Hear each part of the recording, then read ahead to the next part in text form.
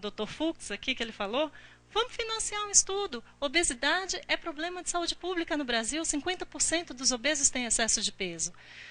Temos um problema sério, a medicação está aí há tanto tempo, é diferente. Quando eu tenho uma medicação nova, é diferente. Eu estou estudando uma medicação nova, eu estou adequando o estudo dessa medicação. A indústria está adequando, ela tem o recurso financeiro para poder adequar isso daqui. Agora a gente está falando de remédio que está aí há um tempão.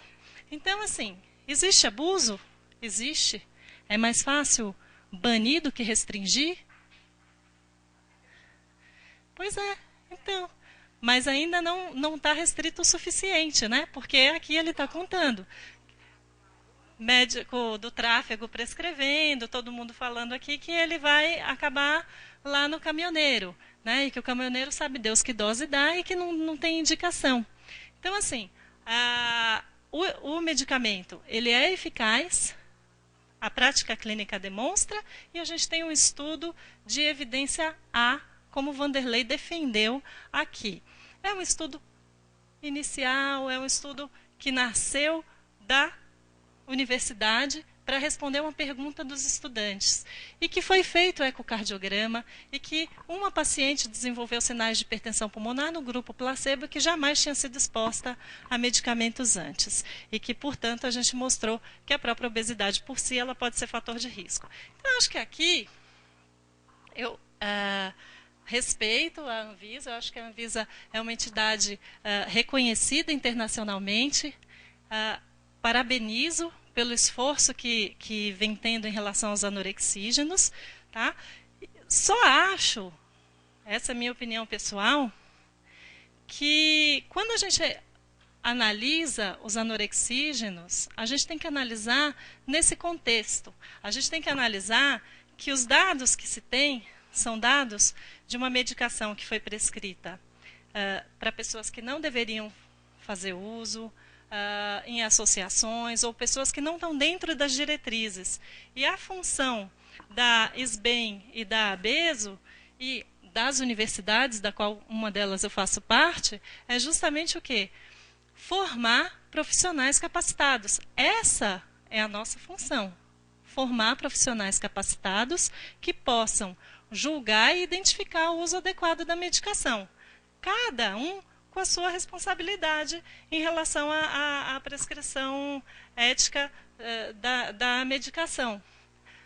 Quando eu comentei que tanto eu quanto o Henrique, nós dois colocamos na nossa apresentação, que os estudos eles são antigos, a medicação é antiga, os estudos são antigos. De acordo com uma revisão que eu li, um paciente para um estudo fase 3 custa $26 mil. Quem vai pagar essa conta? Né?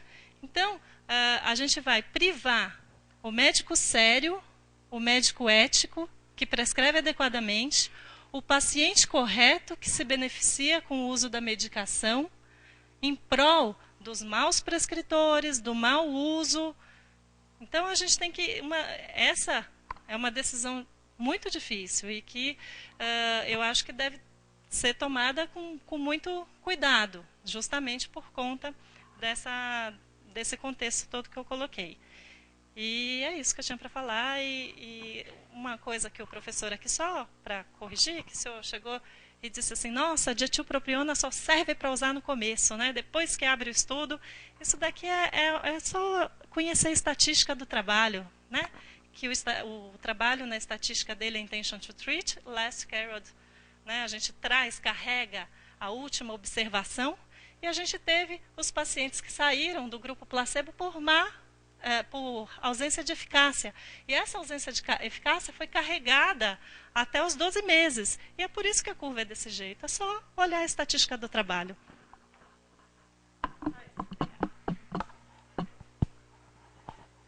Convidamos agora a fazer uso da palavra o Dr. Flávio Dani Fux. Já foi, então, para encerrar, o Dr. Francisco José Roma Paulgarten. Várias questões aqui. Eu não vou voltar ao que já foi falado, né, sobre eficácia, essas questões que já foi mais do que falado. A questão que ficou aí, né, a dúvida que o professor Coutinho levantou sobre a questão do conflito de interesse, né? O que é o conflito de interesse e o que significa o conflito de interesse. O conflito de interesse, e não foi essa a minha intenção, eu acho até que eu comentei, né? É um viés mesmo. Eu quis salientar isso. Né? Pode haver desonestidade, mas quando se fala em conflito de interesse, não está se falando em desonestidade, mas no viés e principalmente na interpretação dos dados. E é um viés perfeitamente compreensível, né? Isso em nada diminui, né, a integridade do pesquisador, não é essa a questão, né? Não invalida a opinião do pesquisador, mas coloca ela, né, no contexto da existência desse viés. Isso é inegável que existe. Né? Eu manifestei aqui claramente, quer dizer, do ponto de vista científico, né, a integridade do estudo em si, do dado, né, de todo o desenho, toda a metodologia do estudo. O que eu destaquei lá no final não é a interpretação direta do dado de que aumenta, né? O estudo é perfeito, é a base da toda a nossa argumentação aqui, principal. O que eu salientei lá no final, que eu atribuo ao viés, é aquela consideração, não poderia ser de outra forma. Um estudo patrocinado pela Abbott, né, com pesquisadores que têm todo esse comprometimento com a empresa, não poderia ser diferente daquilo, de tentar diminuir a responsabilidade da empresa em relação àquilo. Todo o desdobramento, né, que poderia haver nos tribunais, né, a questão mesmo de... Não, olha, a questão todo o New England e todas as revistas sérias exigem, e de uma maneira extremamente rigorosa, o senhor deve saber disso, consta lá, eu também, porque eu tenho que fazer isso, né? E todos nós aqui, né? Que esses potenciais interesses sejam explicitados. É isso que deve constar, porque isso é importante que conste, né? Não se está duvidando da honestidade, porque se duvidasse da honestidade, aí a revista não publicaria. Né? Mas é que tudo aquilo tem que ser considerado em relação à interpretação dos dados. Essa é a questão. Não se... E eu lhe digo mais aqui, em termos pessoais, a maneira como o senhor apresentou, então a minha impressão sobre a sua idoneidade é perfeita. Entendeu? Não tem nenhuma dúvida da sua idoneidade. Hein? Depende. Não, tem situações, o senhor sabe que não é bem assim, né? Olha, é por isso que dá grande parte. O ângulo que você vê, o mesmo dado, a mesma coisa pode levar a conclusões. Todo dia nós estamos aqui lidando com isso. Que há? Não se sinta. Né? Agora, esse é o ônus de trabalhar com vai haver sempre. Eu me vi, penso como é que eu me comportaria, como é que eu estaria, né, se eu fosse um pesquisador que tivesse no seu lugar lá, ou no lugar de algum desses pesquisadores, diante de resultados como esse. Não é assim. Não sejamos ingênuos, porque essa independência total, isso não existe. É por isso que é exigido a declaração do interesse. Entendeu?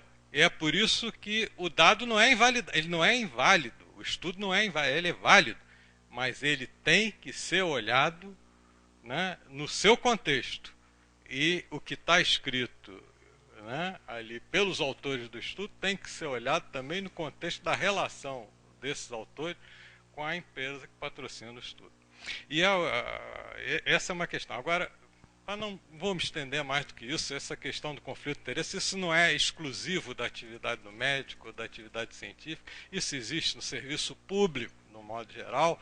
Eu acho que essa história do conflito de interesse, ela nasce mais até no bojo do serviço público, das agências, né, do servidor público, e consta lá do Código de Ética. Então eu não vou me estender mais, eu acho que a gente tem que encarar isso com naturalidade. Não se sinta ofendido, porque não foi esse o objetivo.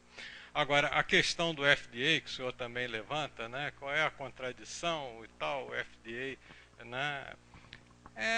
Esse também é um dado de realidade, né? O FDA é um sistema, é um pioneiro extremamente rigoroso no julgamento, né, da autorização para comercialização e, por conta disso, também um pouco reticente em rever a sua decisão e retirar um produto do mercado. É quase que reconhecer um erro, né? Quando o FDA retira um produto que ele autorizou a comercialização, ele está admitindo que houve uma falha nesse processo de avaliação.